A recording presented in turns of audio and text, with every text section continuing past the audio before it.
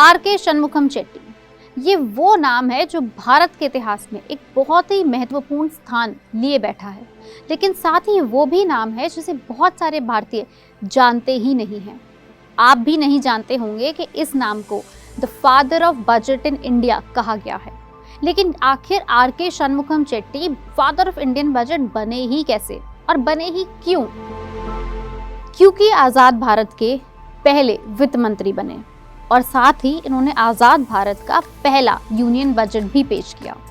ये बात है 26 नवंबर 1947 की, जब चेट्टी साहब ने पहला अपना बजट प्रेजेंट किया।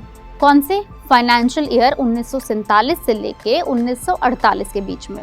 भारत को नई नई आज़ादी मिली थी और आज़ादी के साथ ही उत्पन्न हुए थे बहुत सारे नए चैलेंजेस, यानी कि दुविधाएं, ऐसी चीज़ें जिनको भारत को काबू करना बहुत ज़रूरी था, जैसे कि डिफेंस, रक्षा, एग्रीकल्चर, कृषि और तीसरा सिविल समस्याएं, लोगों की समस्याएं। तो जाहिर सी बात है कि फोकस भी इन्हीं 3-4 चीज़ों के ऊपर रखना था और वही करा चेट्टी साहब ने बजट के अंदर। बजट में पूरे 171 करोड़ रुपए का रेवेन्यू आना था, लेकिन साथ ही ध्यान ये भी रखें कि इस साल 191 करोड़ रुपए का खर्च भी होना था। इसमें से पूरे 92 करोड़ रुपए दिए गए सेना को। लेकिन एक बात का ध्यान आप ये भी रखें कि ये आज़ाद भारत का पहला बजट था, भारत का नहीं।